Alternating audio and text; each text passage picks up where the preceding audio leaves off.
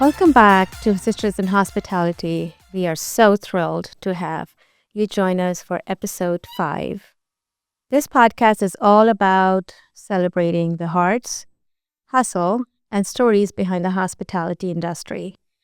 Stories of resilience, creating, and community, whether you're a seasonal professional or just starting out, or simply lover of hospitality. This is the place for you. Today, we are diving into a story that's deeply personal to all of us. As many of you know, the Meadow Club holds a special place in our hearts, not just as a venue, but as a symbol of resilience and renewal. After the devastating fire, rebuilding it felt like an impossible dream. But this dream needs teamwork to become reality. That's exactly what we had. Introducing our guest. Our guest today is someone who played an absolutely vital role in this process. They didn't just help us rebuild the wall and the ceiling. They helped rebuild hope. Bringing our vision back to life, we are honored to welcome Jeremy Longo from Belfor Property Restoration. They're located in Ronkonkoma, and I would like to share their journey and the challenges and the passion that went into rebuilding the Meadow Club is what is today. Welcome, Jeremy. Thank you. Thank you for having me. Welcome. So I'm so excited that you were able to find the time and be in my podcast and kind of relive the moment of what we went through about almost how many years ago now? What would you say? July 13 of 2014, we went through this. Yes. 18. Yes, plus a multi-year rebuild. So Yeah. long process. Yes. Long process. Yes. How did you discover this project at first hand? Well, as you could imagine, we work with insurance carriers. And when your loss had come through, we had gotten referred over to you, which we had met up with you on site. Devastating fire at the time. And you started at that time to assemble the team, and we ultimately were thankful enough to become a part of that team with you. And there was a lot of people obviously involved within Belfor, then within your team as well. So, Yeah. yeah. We had a very large, I would say very important, many, every different aspects of the community that had to come together. And the first one, I would say, with you all, Belfor, was the biggest role play. Yes, it's that you can't assemble that team quick enough, and some people, because obviously most people don't go through this and hopefully never have to go through it again. So it's a lot to digest at the same time as losing sometimes everything, right? Yeah. Whether it's your home or it's your business, it's still, it's difficult to put the emotions aside and then try to get down to business. But you did a great job at that, assembling the team. You had representation from us on the as your builder. You had representation on the legal side, the land use side, the adjustment side, and that was fortunate because it could have taken a lot longer. Sometimes it takes people months just to assemble that, and you were decisive, your team, at making those decisions, and they played a key part in getting the rebuild. Cheers to that. By putting the team together, that was pretty close in time. So I would like to cheers to that. That was a difficult job to put that together. Yes. I'm sure it helped being a business owner, the ability to be decisive. It's when it happens on the homeowner side, it's not always as easy for people, Now, when you came to site, did you have any knowledge of the two Indian women were going to be in the business, or you had no knowledge? No knowledge. No knowledge. How was it working with us? It was very pleasurable. Once you get past the day one devastation and realize that, everyone's got a common goal working toward the rebuild. Something that could be, obviously horrifying can turn into somewhat of a positive experience, So you guys brought a lot of your vision, to the conference room, right? As we started to go over the Yes, you different remember ideas. that. Did you Uh, like that PowerPoint? oh yes, it's Yeah. it's like again, not everybody knows how to do that. It's process. Could be take a long time sometimes to get people through that, and you were ahead of it in bringing your vision because that's what helps us then guide you to getting that ultimately that result, right? That's exactly where I was coming to. Like when we walked in, or I should step back a little bit, when we saw the ashes, and I don't know if you know about that story or not, but the fire was happening at 2 in the morning, and I ran in with my bare feet in my night suit just to go grab my computer and my books. And it was by the time I was gathering my stuff, it was like 5 in the morning. That's when we started to, get all our team together. Um, and when we saw the ashes, and my sister and I just were on our knees, and we were like, well, we are done. We literally thought our careers are finished, our families are finished. And within after a few months of just going through the moving the parties and getting out of our I should say, grieving moments, that little hope light we felt was in that conference room when her and I spent days and hours and minutes just trying to figure out what we really want to do and how to rebuild in a modern and in a way that it'll be good for the new generation. Because at the end of the day, Meadow Club is a gem of Suffolk County, and how we can preserve this for the next 100 years. So honestly, I think my sister is brilliant by having this graphic design talent, and our brainstorming just came into it. So that hope that we got in the conference room with all of you. I believe we had the whole team of Belfor. We had the design team. We had, who else was in that room? Our lawyers were there. Yep. Yep. You had public adjuster that was there, Jerry Yes. Kotler, you had Tip Shea helping on the land use side. You had challenges, as these things often do when you have large losses like this. Um, they tend to spill over to other uh, issues you sometimes have to deal with the properties. Meeting newer codes, things like that, right? So there's lots of challenges that come with rebuilding. It's not just that you just get to put it back exactly how it was, even if you wanted to, right? So, Exactly. Our vision was like a fantasy world that we wanted to create, but all the logistic had to come from yes. you guys and Tim Shea, our lawyer. Town, of course, had to give us permission if we're allowed to do those certain things. Yes. Yes, it's things you get grandfathered in on, get revisited when you have losses like this. So Meadow Club had quite a bit of grandfather codes that was not updated, and thank goodness that with all of your help, we were able to update all the COs. Yes. Yes. Mm-hmm. I mean, that was ultimately, obviously performing the work is always a challenge, but sometimes just, because you were basically taken offline to and much more complicated than a home, getting a operating venue like that back up and running again. Uh, because you're not just dealing with the town, you're dealing with the health department, you're dealing with the fire marshal, you start dealing with their end. All of them have their own challenges, lots of codes that come into play. And so that's it becomes a huge obstacle. So getting through that and ultimately getting the new C of O for the building for occupancy was the biggest accomplishment by far. And we had the great guidance from all of you because we are in hospitality business. We know how to cook. We know how to serve. We don't know how to do construction.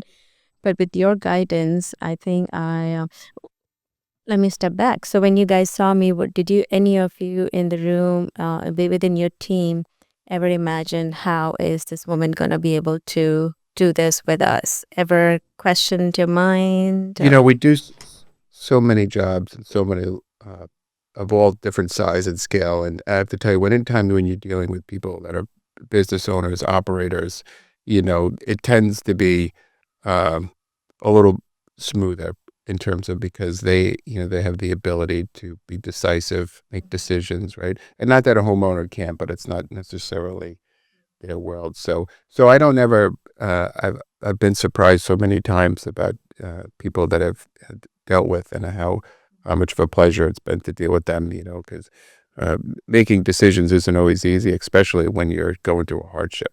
So uh, I could tell once, like you said, when you presented in the conference room. All your slides, your visions of where you wanted to go, that you guys had circled the wagons and figured out where that vision was, and that helps us then, right, guide you and find a way to get that vision. So I never second guess that anymore. No, No. that's awesome. I always wondered that if, any of the members from Belfor might think, she's into cooking or hospitality, how is she going to do construction? But I stood by all our project manager day and night, whether it was, oh my God, I remember getting frozen one couple months during the snow time. And the heater was right next to us blowing, and we're making decisions, looking at our plans. Yeah. Yeah, because our job is to bring all of that knowledge to you, and so that you can make good, educated, informed decisions. So, and that's why I'm never surprised with business owners, the ability and the resiliency to make those decisions. They need the information, but that's what we're here for, right? Is that the estimator, the project manager, uh, the design team, everybody's there to help give you everything you need to make an informed, educated decision. And it But knowing where you're was, going is most of it, and you guys knew where you were going, so that helps a lot. yes, and it was very, very clear communication, clear messages, clear designs. I was like giving us choices, and I was like, okay, let's pick this, let's pick that. Was there anything in the design that kind of stood out that could be challenged? No, your challenges came through, as you noted in the beginning, all the things you were grandfathered in on, right? So as we rebuilt parts of the building that were, for all intents and purposes, not affected, at least on a structural basis, right? So what, for me on my end, seeing those obstacles come, because those are challenges, because uh, obviously we're dealing with coverages, and there's money behind all these decisions, right?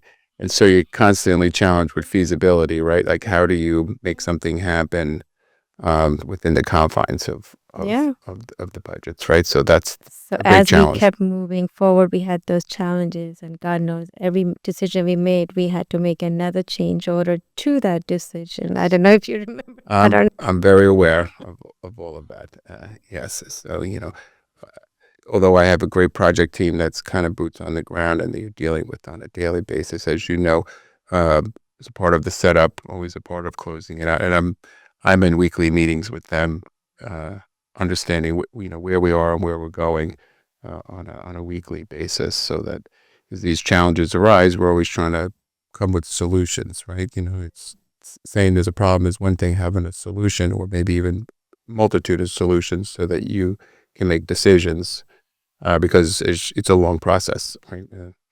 It's not, you're making selections, right? That's day one, then you have to realize the ramifications of that could impact, one that you're making 5, 6 months later on. And so that's our job, is to try to help keep that in line. And that's always a challenge. And then it's exponential when you have a project like yours that had a lot more, the size, the scale of it, and the amount of obstacles that we had to overcome.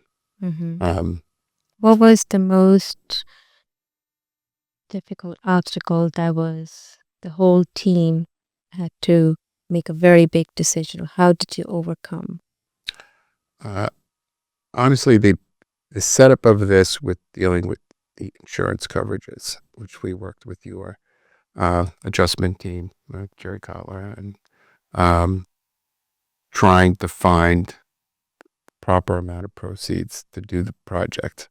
Uh, your commercial policies are a little more complex than the average policy, and trying to make sure that we as a team found that, you know, um, they're reading the policy, we're writing estimates that back those things up. And that that's the biggest challenge, because we can build anything. I like to say, it's the easy part. It's what we do every day. making sure that we can get the right amount of money that falls within a budget to do it always can be a challenge.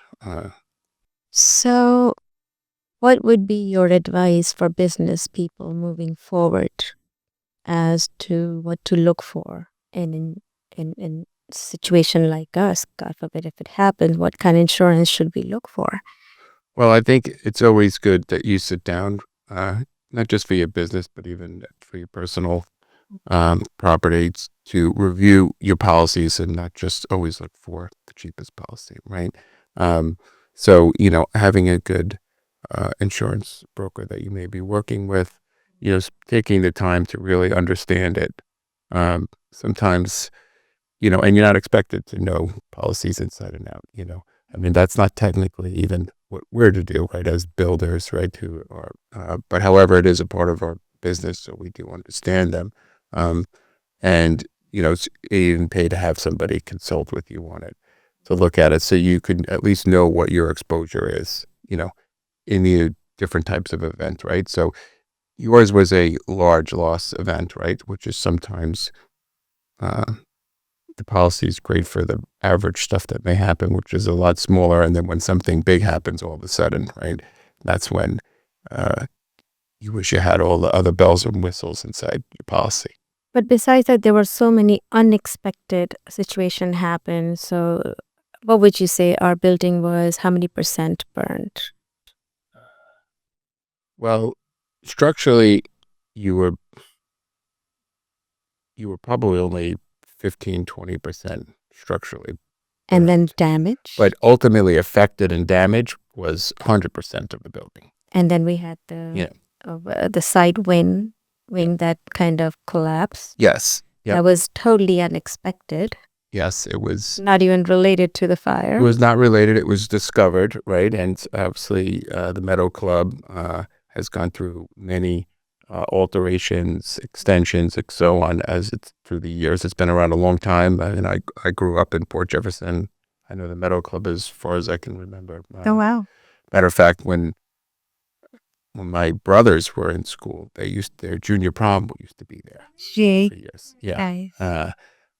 So it's a staple and for me in remembering it, and and it's grown through the years. And so when we got into obviously writing the estimate, David, who was writing it at the time, the estimator, literally goes through every facet of the building, so he could see where one extension was built onto another when things were altered. So that room ultimately had some design flaws to it that probably not originally was that way, but maybe had gotten altered at one point, and we had to deal with it, and we did. And actually, that came with a price tag, right, which is a challenge for you guys, and finding the right way to do that, the most economical way to do it, is always a challenge. Yeah, and we had to build it all the way from the ground foundation up. Yes.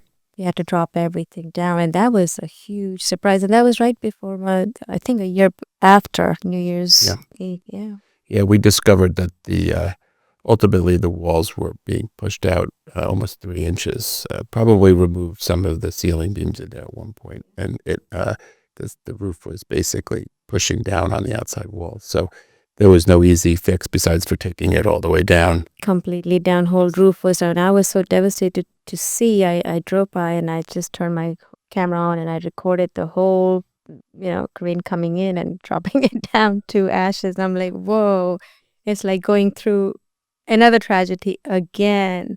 It was just so hard to see. I remember Scott Somerville, who was Yes. project manager, who was also a registered architect. Yes. He had sent me a picture of the level on the wall showing me and asked me to give him a call to discuss. Because as you know, we'd already been through a bunch of obstacles, that were outside of the loss, right? And not as a result of the fire, but ultimately had to be dealt with. And, it was one more to have to deal with. So every morning when I drove to work and Scott and I would pull in and the first thing I would ask, what's next? What's the next problem we need to resolve? Or what's the new surprise we're going to discover? Geez. Yeah, I spent good 2 straight years in that broken building, rebuilt building, and looking at now, it's just so overwhelming. What do you think? How it's come out to be end result? Well, I think it came out beautiful. Plus, the fact that, whether you were looking to do it at the time or not, having to also, as you know, deal with site conditions right outside the building. So it wasn't just a rebuild of the building, but the entire site got a facelift at the same time. So it was a real complete package to see it come together.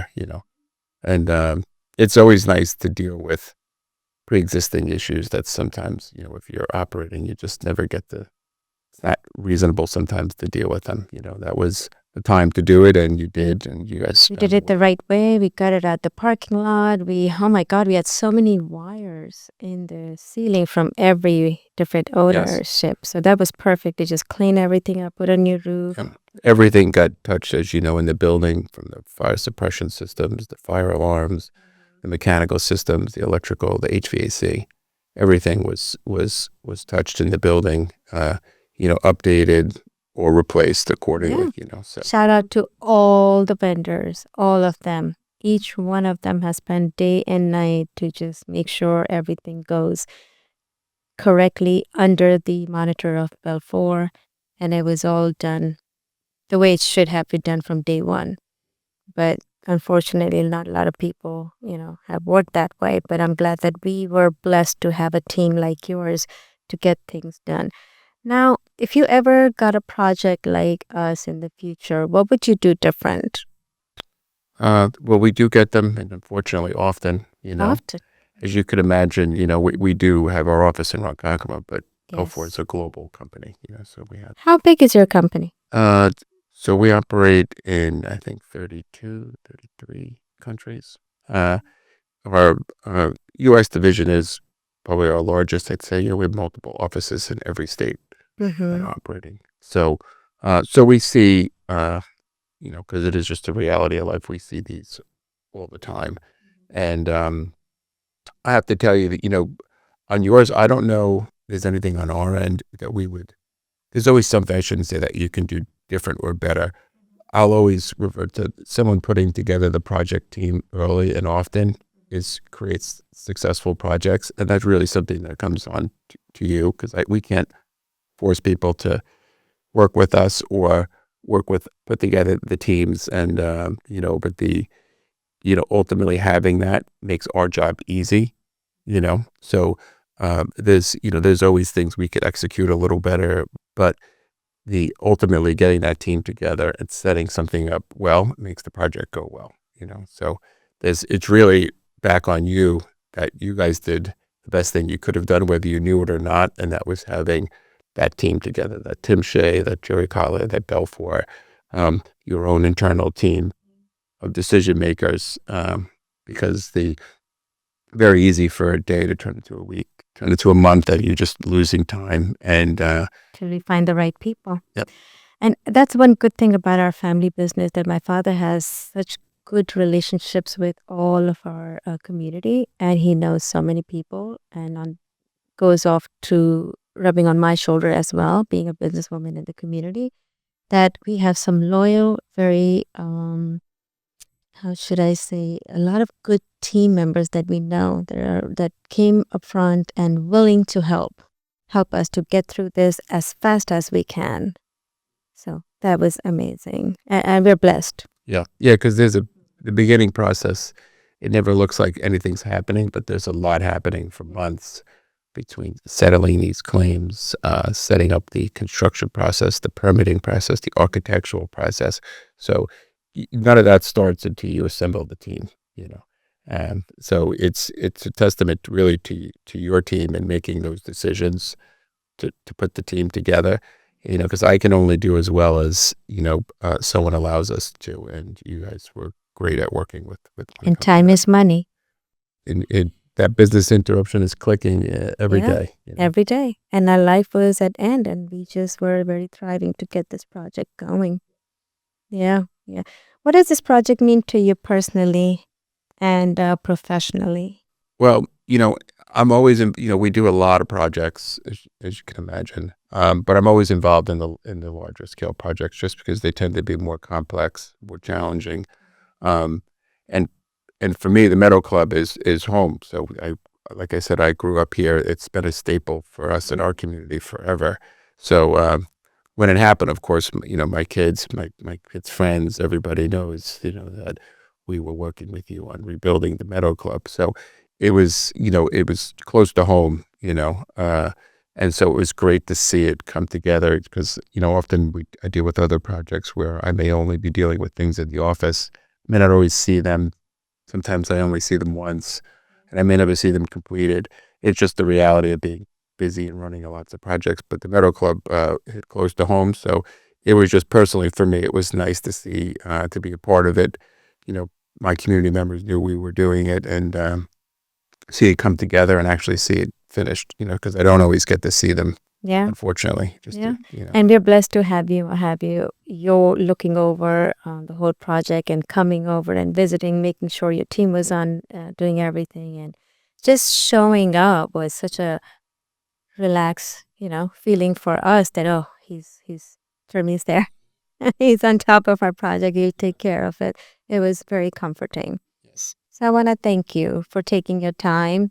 Is there any advice that you would have for us or for my audience? If anybody has in the same situation, what would you do different than us, or any advice? Uh, well, I think that for anybody who's a homeowner, a property owner, real estate owner, is that, a good offense is obviously always better than a defense, right? So everything from um, being more uh, educated on your policies, right, that are insuring your properties, doing preventative measures within your properties, right, to help prevent loss, right? So we often educate people on, disaster preparedness, right? So it's everything from obviously doing physical things to make sure your properties are less vulnerable to uh, having any type of catastrophe, but also sometimes reviewing and having an action plan when you're running a business, since it is so impactful, to lose business interruption there, so that if you review your own plan, roles, what people would do, and if something occurred, that helps you on your end too, that if something does happen, that your team knows who's going to do what and why. And you review them once in a while, so it's not something that you know, always want to think about, but it's a reality that it's not a bad thing, right? Yeah. How often would you advise that we should look at our policies I think you should look at it every year. every year? Yeah. And I think that you should look at your preparedness every year too, because people change, roles change within the company, right? So there's financial things happening when the loss occurs. People have to be looking at, there's people that need to be on site doing physical things. There's clientele, right? There's all these different facets of your business. So knowing who's going to do what, so that everyone could focus in that area when and if something happens, so those you should review once a year as well. Yeah. Very important. It was very important. I think that was the best thing we had. We had a very good team. My father and my sister and I, we were on top of everything. Even if she was on maternity leave, I was on top of the building. And who your team is outside of that. So, Yeah. which obviously we service you there, and having those in place, as you can imagine, for Belfor, we have thousands of regular clients where you can imagine some of the management companies that we work for, they manage millions and millions of square feet, right? So they have us on speed dial when something occurs, because, as you know, the business interruption that could occur it can be huge, much more than the loss itself. So having that team in place internally and externally, so that things could be seamlessly, Yeah. put into action. So now you all are located in Ronkonkoma, and if anybody wants to reach your business, what would be the quick phone number or access? How Well, it's can best to go right to our website, to belfort.com, and our number is right there. You could click right on it, and we have a 24/7 call center that takes claims if people have something occur. And they'll direct them to whatever office services their area. So whether it's on Long Island, in New York City, Westchester, anywhere, they'll direct the call to their local office. It'll go to an on-call person, and they do a live handoff to the project estimator on the phone. That's great. Uh, and talking from my experience, you guys came in right away. That was amazing. So I want to thank you for all your time. Thank you for rebuilding the Meadow Club, and now it is part of our community, back in business. And we can't thank you enough. And please thank the whole Belfor team. Likewise, thanks for having me. It's been a pleasure. That's great. Cheers to our get together here.